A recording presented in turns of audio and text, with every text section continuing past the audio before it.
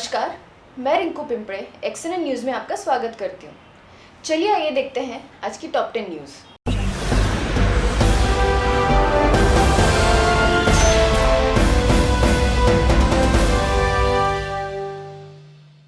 Supreme court ने 12वीं की परीक्षाएं रद्द करने के केंद्र के फैसले का किया है स्वागत और साथ ही दोनों संस्थाओं से पूछा है कि 12वीं के छात्र छात्राओं के अंकों का मूल्यांकन कैसे किया जाएगा, उन्हें अंक या ग्रेड देने का क्राइटेरिया यानी मापदंड क्या होगा।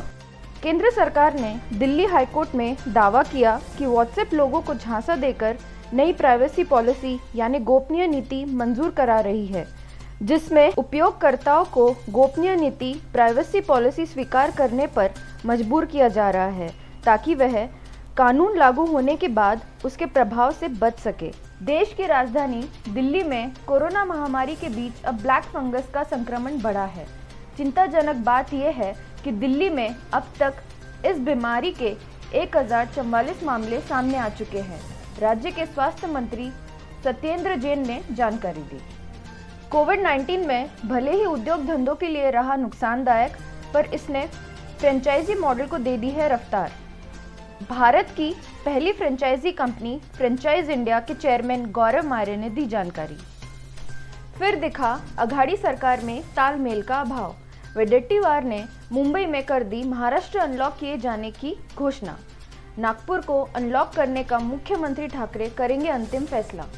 मॉनसून ने केरल में दी 2 दिन की देरी से दस्तक। 6 साल में तीसरी बार देरी से आया मॉनसून।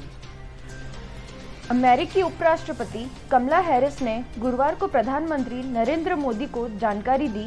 कहा, जून के अंत तक दुनिया को मिलेंगे 8 करोड़ वैक्सीन के डोज, जिसमें भारत भी शामिल।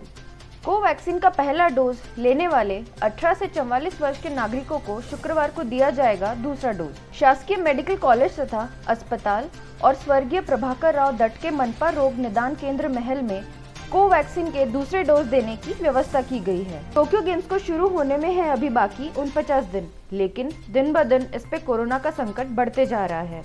टोक्यो ओलंपिक्स के लिए 80,000 वॉलंटियर्स किए गए थे तैनात, जिसमें से 10,000 वॉलंटियर्स हट गए हैं। आयोजकों का कहना है कि वॉलंटियर्स के हटने से हो सकती है मुश्किल। एक अपराधी ने अपने 2 साथियों के साथ पेट्रोल पंप पे लूटपाट की। लुटेरों ने एक कर्मचारी को जख्मी कर उससे 1,000 रुपए लूट कर फरार हुए। पेट्रोल भरवाते समय हुई थी अनबन।